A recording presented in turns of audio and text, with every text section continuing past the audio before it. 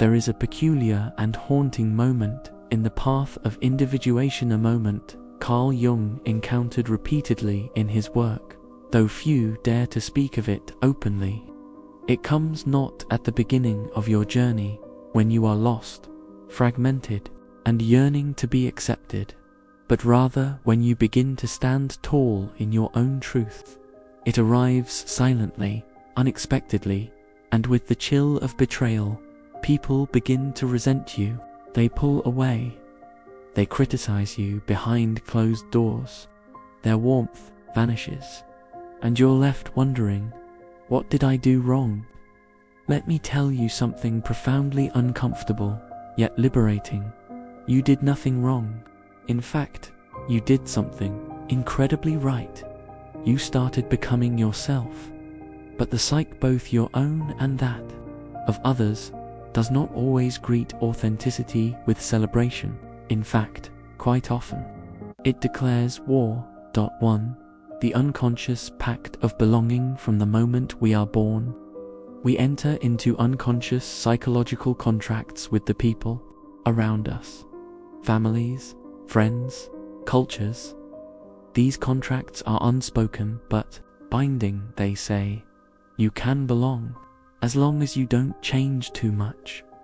So we wear masks, we mirror the moods of the tribe. We laugh when we're supposed to. We silence our truth when it feels too disruptive. And this masquerade is not hypocrisy, is survival. It is archetypal. Deep within us lives the ancient fear of exile, the wound of the outsider. Jung saw it time and again. The moment someone begins to peel off the mask and live more aligned with their inner self, the tribe responds. Not always with praise, sometimes with punishment, not overt, not loud, but quiet, cold, and cutting. 2. The shadow you illuminate. Here lies one of Jung's most powerful insights. When you begin to individuate, when you stop playing roles and start embodying your true essence, you trigger the shadow in others. The shadow is the part of the psyche that holds all that we repress: our envy, our pain, our cowardice, our unlived lives. Most people spend their entire existence avoiding this confrontation. But when you live boldly, when you speak your truth, when you stop shrinking, you become a mirror. You reflect back to them all they've hidden away. They may not be aware of it. They may even tell themselves they're angry with you for something trivial, but deep down, something darker stirs, and their unconscious says, "This person must be punished." And so begins the silent war. You are not attacked with weapons, but with withdrawal, with sarcasm, with gossip, with absence. Jung called this phenomenon the return of the repressed, not in you, but in them. Your light calls forth their shadow, and they do not thank you for it. 3. Why they suddenly hate you. Let me be precise. When people suddenly begin to hate you, especially after you have grown, evolved, or changed, it is rarely about you. It is about what you represent. You represent freedom to the one who still lives in fear. You represent courage to the one who has bowed to conformity. You represent truth to the one whose life is built on lies. This is not arrogance. It is psychic reality. And unless one is very conscious, the ego cannot tolerate this reflection. It must attack, discredit, diminish. Jung noted that we often vilify those who embody what we have disowned in ourselves. It's not personal, it's archetypal, but it feels personal, and it hurts deeply, for the archetype of the betrayed is an archetypal pain that emerges when those who once loved you now turn cold. It activates the wound of the orphan, the exile, the outcast. You feel like a stranger in your own community. Why does no one see me anymore? You ask.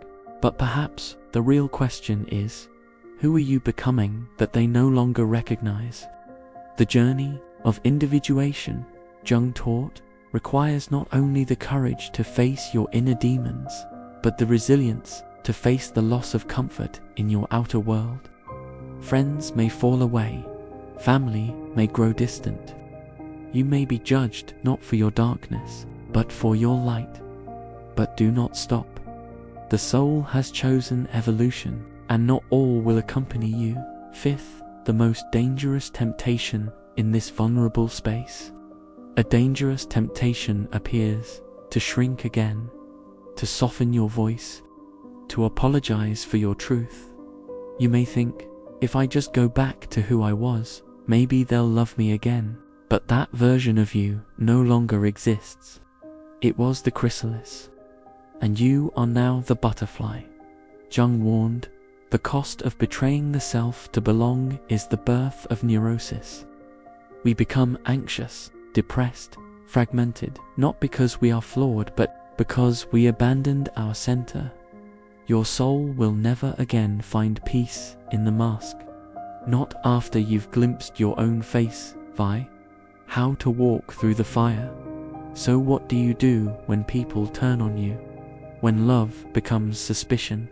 When presence becomes absence? You stay the course. You weep if you must. Rage if you must. Mourn if you must. But do not return to the prison of your former self.